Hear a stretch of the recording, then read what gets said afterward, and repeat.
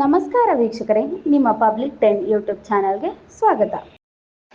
ಹಾಸನದಲ್ಲಿ ಕಾಂಗ್ರೆಸ್ ಪಕ್ಷದ ಜನಕಲ್ಯಾಣ ಸಮಾವೇಶದ ಹಿನ್ನೆಲೆ ಚಾಮರಾಜನಗರ ಜಿಲ್ಲೆಯ ವಿದ್ಯಾರ್ಥಿಗಳು ಹಾಗೂ ಪ್ರಯಾಣಿಕರಿಗೆ ಬಿಸಿ ತಟ್ಟಿದೆ. ಸಮಾವೇಶಕ್ಕೆ ಚಾಮರಾಜನಗರ ಜಿಲ್ಲೆಯಿಂದ ನೂರಾರು ಕೆಎಸ್ಆರ್ಟಿಸಿ ಬಸ್ಗಳನ್ನು ನಿಯೋಜಿಸಲಾಗಿದೆ.